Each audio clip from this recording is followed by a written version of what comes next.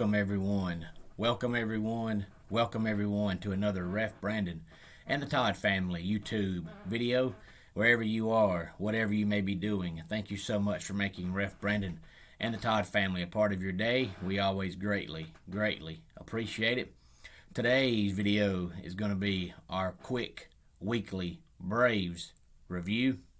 Last week was a good week for the Braves. They went 6-0 on the week. First time all year long they've had an undefeated week. They've actually got a 9-game winning streak currently going on, best winning streak of the season by far. And I know I've said all year long that if the Braves could have a 8, 9, or 10-game winning streak, I thought they would take first place in the division, and sure enough, they've won 9 straight games, and they have a 5-game lead in the division currently over the Philadelphia Phillies. The Mets finally announced that Jacob deGrom was out for the season. I know I said last week that I thought he was done for the season, and the Mets finally came out on Friday, I believe it was, and said that he was on the 60-day injured list, which means he is done for the year. So you can count the Mets out. So the division is definitely down to the Braves and the Phillies. I still don't think the Phillies have the starting rotation to catch the Braves. One of the reasons why the Braves have the 5-game lead right now, besides the fact that they're on a 9-game winning streak, is because the Phillies got swept last week against the Diamondbacks, who are absolutely atrocious. But a lot of people are complaining about the Braves' 9-game winning streak, saying it doesn't mean much because it came against the Marlins and the Orioles, and the Orioles are the worst team in baseball by far. I believe their record on the season is 38-84, which is just absolutely pitiful. I don't know if they'll win 50 games this year. And it's true that the Braves are on a 9-game winning streak by beating the Marlins twice and the Orioles in the series over the weekend. But at the same time, earlier in the season, when the Braves played the Diamondbacks, they looked terrible. And when the Braves played the Marlins earlier in the season, they looked terrible. So while it is true that they're on a 9-game winning streak by sweeping the Marlins twice and sweeping the Orioles, it also shows the Braves have improved, because earlier in the season against bad teams, they did not look so good. But we're fixing to find out how much the Braves have actually changed and turned things around, because this week is going to be a very tough week schedule-wise for the Braves, and next week is going to be tough as well, but we'll talk about that next week on next week's weekly Braves review. But every schedule that I can find has the Braves off on Wednesday and Thursday this week. And if that's true, it'll be the first time to my knowledge that the Braves have had back-to-back off days, with the exception of the All-Star break, of course, and of course when a game gets postponed because of weather. But I'm talking about 2 straight scheduled off days. Never happens. But every schedule that I could find, which I found one on Facebook, and I found one on the Braves website, and I found one on the MLB website, and all 3 of them said the Braves are off on Wednesday and Thursday. So I'll go with that and hope that's correct. But either way, it's going to be a tough week, because they have a brief 2-game series with the Yankees that starts tonight.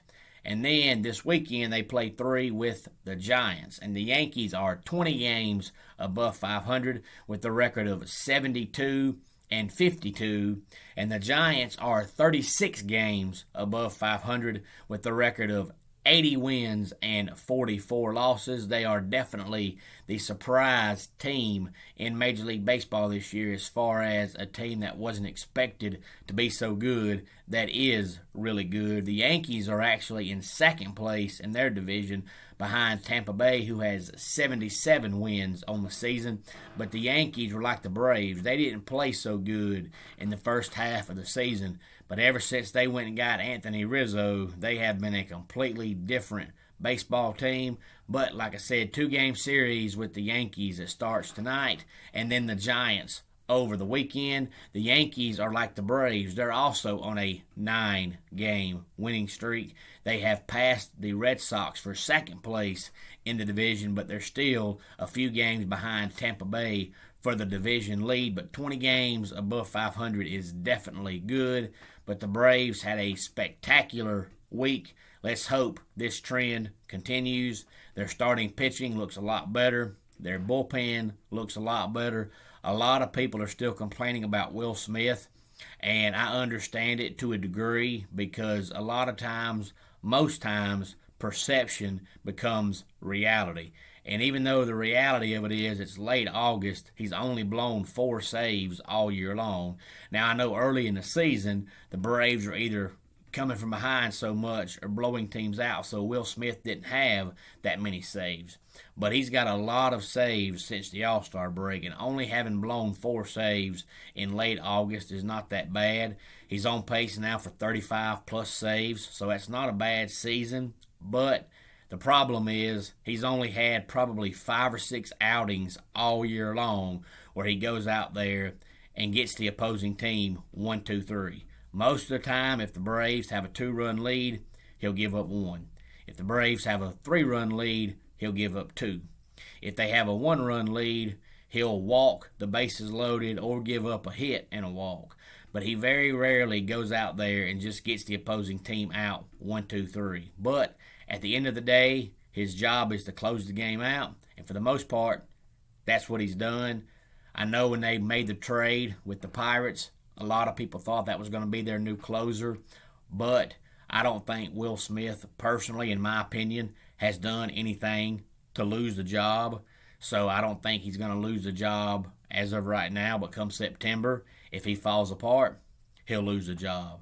But I want to go ahead and say now, I could be wrong, but I'm going to make my prediction and say that I believe that Huascar Ynoa is going to be a really good pitcher in Major League Baseball. And the reason why I say that is because a lot of people still think he's better off in the bullpen. And he may go there one day, but with Mike Soroka just not showing any signs of being able to stay healthy, I think they're better off at keeping Ynoa in the rotation. And as good as he's been, I don't see why you wouldn't keep him in the rotation. But I got a good friend of mine named Mike, and him and I used to go back and forth all the time because he was a big fan of Julio Teheran, and I always told him Julio Teheran was garbage. He was no good. And sure enough, now 5 years later, he's in all these different teams' farm systems and all these different teams' spring training, but nobody wants him because he can't pitch. Mike was also a big fan of Evan Gattis. I told him Evan Gattis is garbage. He'll be out of the league in 5 years. And sure enough, he was out of the league in, I think, 4 years. So I've been right a couple times on my predictions, so I'm going to go ahead and predict that Huascar Ynoa is going to be a really good pitcher for the Braves, and I think they'll keep him in the rotation at least for the foreseeable future. I don't see why you take him out when he has been the Braves' best pitcher when he's pitched this year. There's no telling what his record could be if he could have stayed healthy all year long. But his injury was his own accord, his own fault, so you can't really, get mad about it because he done it to himself. But his numbers are still really good, and Touki Toussaint has looked a lot better this go-around than he has his previous goes-around with the Braves. So hopefully he has turned it around. But we'll find out because this week we've got the Yankees and the Giants. So some tough teams coming up this week for the Braves. But right now they're 12 games above 500 at 68 and 56. So the pace they're on right now, if they continue this trend and keep winning the way they're winning, the way they play the first half of the season will be completely, totally forgotten about. But if the Phillies are going to gain any ground on the Braves, it'll be this week and next week with the tough 2-week schedule the Braves have coming up. It's been months since I bought the book, How to Scam People Online. It still hasn't arrived yet. And that's your dad joke of the day. And that wraps it up for today's Ref Brandon and the Todd Family YouTube video. Until next time, it's Ref Brandon saying, just like in pro wrestling, life can be over by the count of 3. Tell your friends and family how much you love them. Bye.